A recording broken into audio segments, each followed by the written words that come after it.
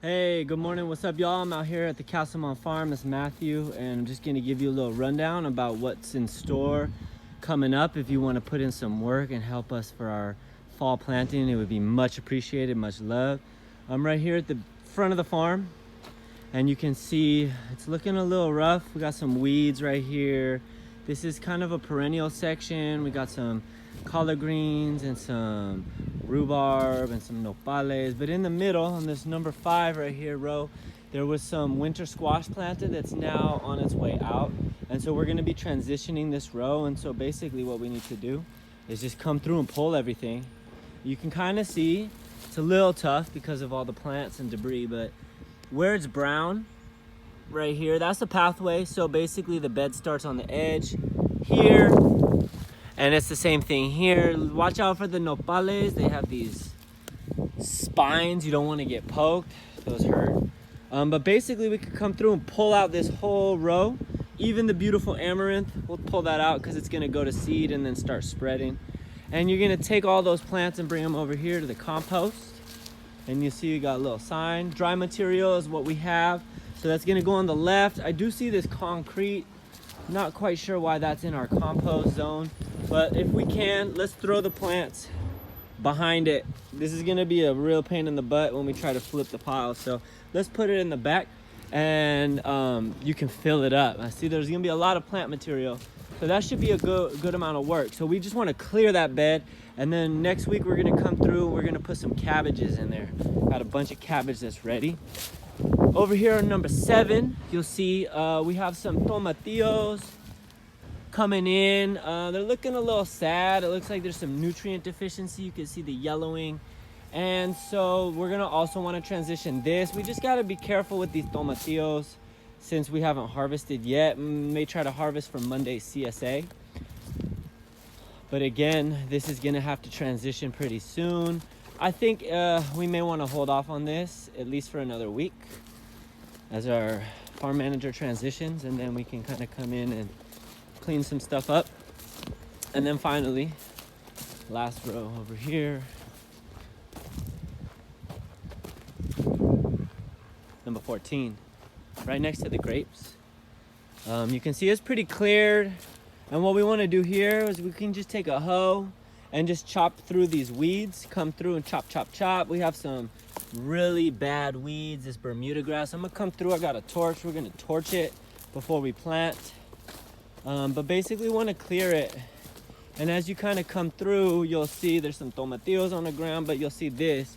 It's a big gourd, and it's right in the middle of the bed. It's a beautiful plant, but it's also diseased. Has this mildew. And so I think we want to take this out. I don't see any fruits in here. They're just starting to come, but the gourds are great. The gourds are beautiful. In the middle of the bed, I'm not so sure. And then we want to come all the way down, and you'll see as you go past the gourd, there's all this chard that's looking kind of gross and old, and we just want to pull all that stuff out. Clean this up, and we have kale and onions that are on their way that we want to put up in here. And that would be great. So those are 2 big projects.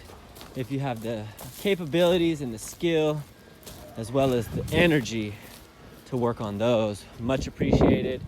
Check out the grapes. They're ripening. You want to get those dark purple ones. They're looking real nice. And basically this is what we're trying to get in that first row. These are our cabbages. They're small, but we still have some nice ones heading up here. You see, it's a good sized cabbage, and we planted them really dense because we didn't have a ton of space and we wanted to get the most out of it. But you'll see 3 across, they still did well. These ones are heading up nice. They're not those huge cabbages that you might find at Safeway, but this is the organic real deal. So check that out. And then our winter squash is on its way out here too. We're gonna let those go for a little bit longer, and then we'll transition this section. The last thing I wanted to show y'all is your black-eyed peas coming through, looking great. These are prolific. And this is the purple potted variety. So these look different than the ones just 2 rows over.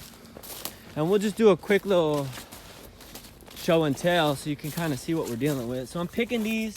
These ones turn red as they ripen, and then they turn brown as the seeds get hard. I'm trying to pick them green, but you'll see the brown ones, those seeds are dry, they're white.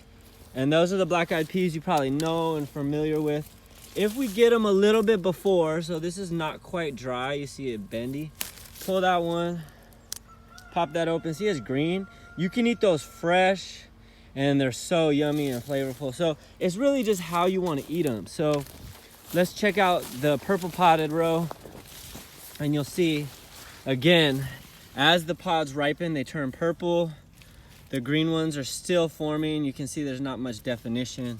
This one has much more. You see the beans in there. If we come through and we pop this open, the beans are still kind of green. They have that nice red eye in the middle. And so it's really, how do you want to eat them? You want to eat them fresh? Do you want to let them dry? It's totally up to you and what you prefer or what your folks prefer. But fresh, these are ready. So maybe on Friday you could come through and do some of that too. Got a nice big chunk of peas. It's gonna be a lot of work, but it's good work. So enjoy, y'all. Much love and peace.